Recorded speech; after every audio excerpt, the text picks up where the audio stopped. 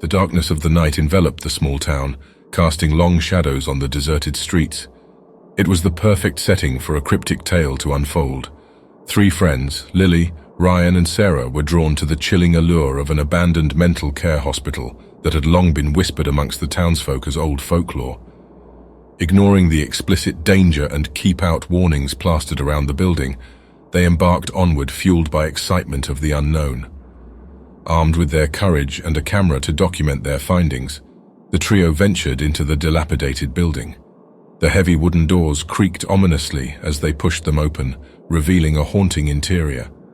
The air was heavy with decay, and the stale scent of old medical equipment lingered, as if the ghosts of the past were trapped within those decaying walls. The friends cautiously made their way through the dimly moonlight-lit corridors, the echo of their footsteps reverberating eerily. Each step forward increased their trepidation, but their curiosity pushed them deeper into the heart of the abandoned hospital. The moon's light trickled in from the barred windows, casting eerie shadows on the peeling wallpaper and framed photos, revealing glimpses of long-forgotten staff, stained in blood. As they explored further, the stench of iron filled their noses as they stumbled upon a gruesome sight. In a small room, they discovered the decrepit, lifeless bodies of the doctors who had once cared for the patients. Blood adorned the walls, papers lay scattered under overturned hospital beds. A harrowing tale of violence and despair unraveled before them. Panic welled up within them as the realization hit them like a chilling gust of wind. The patients had risen against their oppressors, taking control of the asylum. Their torment had transformed them into vengeful creatures, minds devoid of any humanity, their sanity long lost to the depths of their anguish. With every step, the friends found evidence of the patients' malevolence, crude messages etched into the walls, warning them to turn back or meet the same fate as the doctors.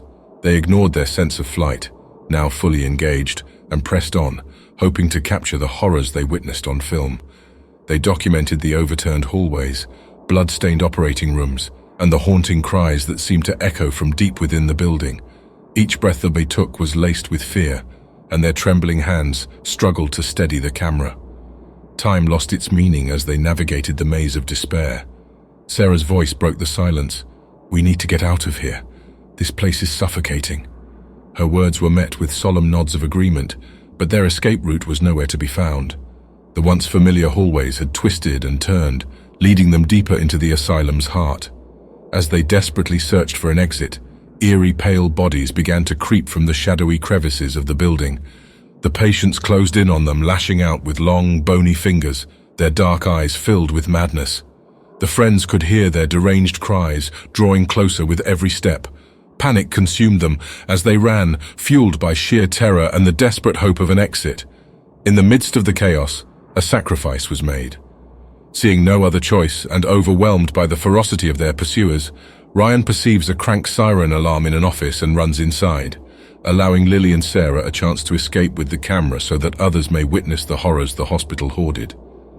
In his last act of heroism, Ryan cranked the handle of the fire alarm which blared into the night, the horde of patients diverting into the office. They tore down the lackluster defense and engulfed him along with his haunting wailing. Help would hopefully hear the sirens and be on its way soon. Lily and Sarah raced through the corridors, sirens blaring, their lungs burning, their hearts pounding through their chests.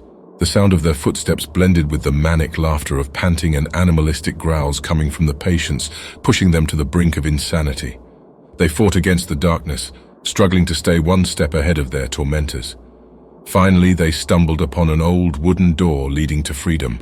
Relief washed over them as the light of the moon illuminated their escape. But just as they stepped into the outside world, the ground beneath their feet shifted, and they found themselves falling through the rotted wood, into the abyss. Lily and Sarah's desperate screams were swallowed by the darkness as they plummeted into the bottomless abyss.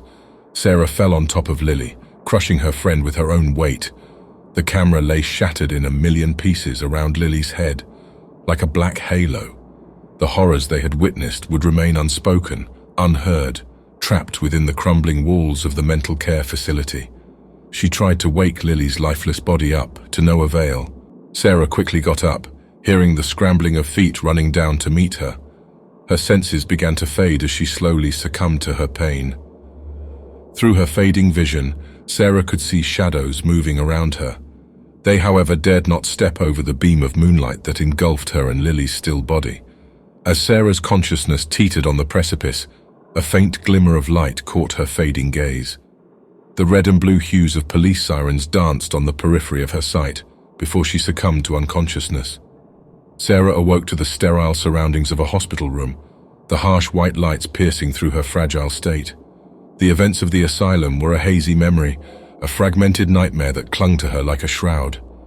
She knew she had to share the truth and expose the unspeakable atrocities that had taken place within those haunted walls. But as Sarah struggled to recount her harrowing tale to the medical doctors, their eyes held a mix of skepticism and indifference. They dismissed her accounts as delusions, the ravings of someone capable of killing her two friends. Ignoring her pleas for justice, they declared her mentally unstable and unfit to return to society. And so, Sarah found herself locked once more within the confines of a mental institution, her voice silenced, her truth buried by dismissive doctors. And so, the tale of the three friends who dared to explore the abandoned mental care hospital became a legend, a cautionary tale whispered among the townspeople. The building stood as a silent sentinel, its secrets forever hidden, waiting for the brave or foolish soul to disturb its peace. Locked within the sterile walls of her new prison, Sarah spent her days reliving the horrors of the abandoned asylum, haunted by the sacrifice of her friends. The evidence they captured remained shattered in the depths of that forsaken place, a testament to the evil that lurked in the shadows. Sarah vowed to take revenge on those who took her friends. Unbeknownst to her, Sarah's story garnered notoriety and even managed to wriggle its way into the other patients' minds, her tales brewing revolt and hate once more.